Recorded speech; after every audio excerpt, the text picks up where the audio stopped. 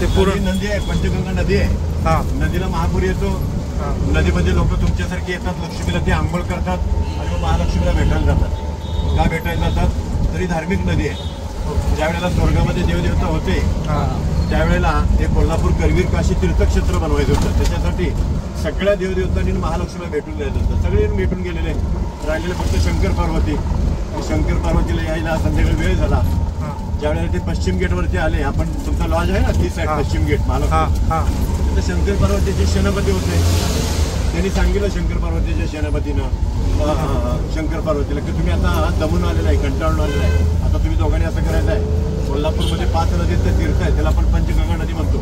त्या नदी घाटावरती जाऊन आंघोळ करून या. मग शंकर पार्वती त्यावेळेला नदीला आले.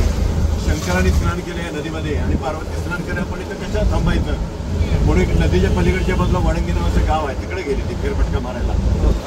पार्वतीला पाहिलेलं होतं आपले शंकर कुठं तिकडे निघून गेले म्हणून सेनापतीने सांगितलेलं दिवस उगवायच्या आत यायचंय, पहाट व्हायच्या आत यायचंय. जर का नाही आला तर ज्या ठिकाणी तुम्ही असणार त्या ठिकाणी तुमच्या दगडाच्या मूर्त्या होणार. मग आंघोळ केल्यानंतर नदीच्या पलीकडच्या बाजूला एक वडंगी नावाचं गाव आहे, तिकडे गेले ते फेरफटका मारायला. आणि अचानक त्यांचा ताळमेळ चुकला आणि पहाट झाली. त्यावेळेला घड्याळ वगैरे असं काही नव्हतं, कोंबड्यावर टाकी लोक समजायची पहाट झाली. अचानक त्यांचा ताळमेळ चुकला आणि पहाट झाली. जशी पहाट झाली तशी शंकर पार्वती ज्या ज्या ठिकाणी होते त्या त्या ठिकाणी त्यांच्या दगडाच्या मूर्त्या झालेल्या त्या गावामध्ये. आणि अदृश्य रूपामध्ये ती वाराणसीला जाऊन पोहोचले आणि वाराणसी काशी झाली. नाहीतर कोल्हापूर करवीर काशी झाली असते. कोल्हापूरला वाराणसीपेक्षाही फार महत्व प्राप्त झालं असतं. म्हणून समोर जे दिसते ना डाव्या बाजूला बघा, तिकडे नदी घाटावरती लोक आंघोळ करतात. शंकर पार्वतीच्या हातून जे काही घडलेलं नाही ते आपल्या हातून घडावं, पुण्याचं माप आपल्या पदरामध्ये पडावं म्हणून लोक येऊन तिथे आंघोळ करतात. तुमच्यासारखी लोक आता रूमवरती वगैरे लॉजवरती यात्रेनिवासवरती आंघोळ करून येतात, तर ती निदान पाया तरी पडतात लांबला. बरं का, धार्मिक नदी आहे ही. बरीचशीच लोक आंघोळ करताना दिसतात का आपल्याला? तर असा हा कोल्हापूरची पंचगंगा नदी आहे. त्या नदीमध्ये लोक आंघोळ करतात, त्याला आपण तीर्थस्नान म्हणतो. शंकर पार्वती आंघोळ केल्यानंतर लक्ष्मीला भेटायला गेलेच नाही त्या काळामध्ये, त्यामुळे वाराणसी काशी झालेली आहे. नंतर कोल्हापूर करवीर काशी झाली असते आणि कोल्हापूरला वाराणसीपेक्षाही फार महत्व प्राप्त झालं असतं. असं अशी एक आख्यायिका आहे. म्हणून आम्ही जाता जाता काय करतो, कोल्हापूरची पंचगंगा नदी दाखवतो. लक्ष्मीचं दर्शन घेतल्यानंतर ज्योतिबाचं दर्शन घ्यावं. ज्योतिबा हा महालक्ष्मीचा मानलेला भाऊ आहे. तुमची यात्रा सफल होते बरं का. लोक काय नाही तेवढं तरी करतात. मग आपल्याला कायच नाही जमतं.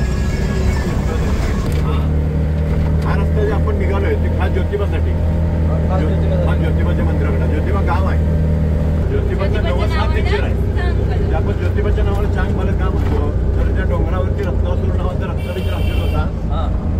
त्याचा ज्योतिबानं वध केला ना इथं महालक्ष्मीच्या आशीर्वादानं.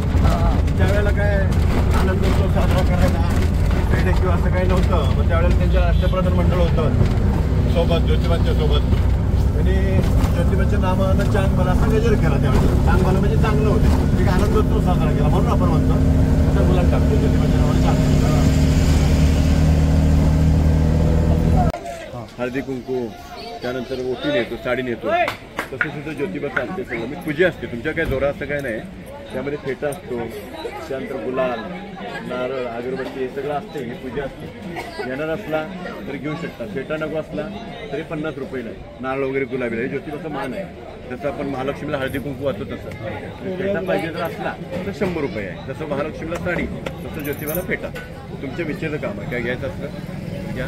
ठीक आहे, सगळं इथं ठेवायचं नाही का एखादा, म्हणजे एवढे लांब तुम्ही पहिल्यांदाच आला म्हणून सांगितलं.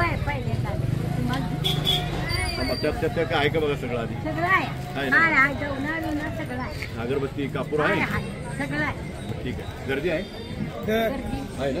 मंदिरात गेल्यावर पहिल्यांदाच ज्योतिबासारखी मूर्ती लागते तिथं. नाही सांगतो मी तुम्हाला.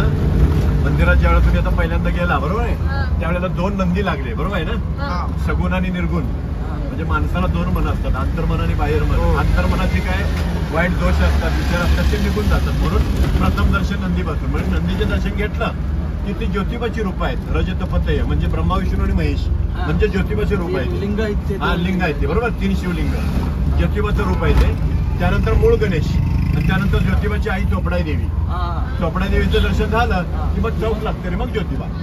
शेवटी ज्योतिबाचं दर्शन झालं की तिथं बाहेर येतोय, तिथं मग अंगणी कुंड लागतो. म्हणजे कापूर अगरबत्तीच्या अग्निकुंडामध्ये टाकत असतो.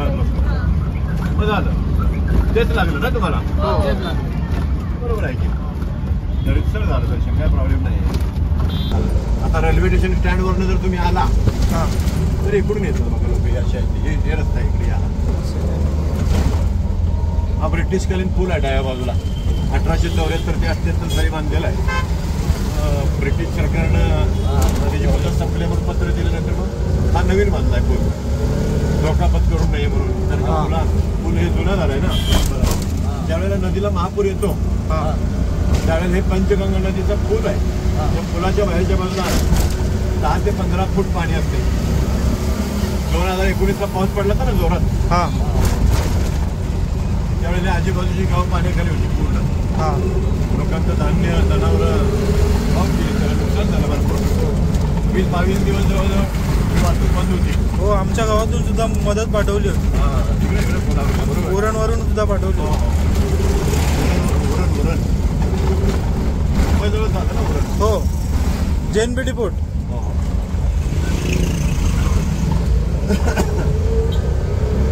तुम्ही कोल्हापूरला पहिल्यांदाच आला का ह्याच्या अगोदर आलेला?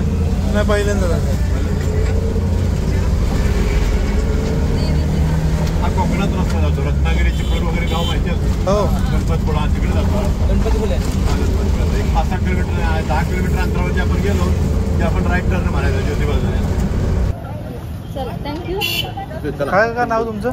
गणेश कोलते. चला या भेटू परत. नंबर घेतलाय ना. धन्यवाद. धन्यवाद.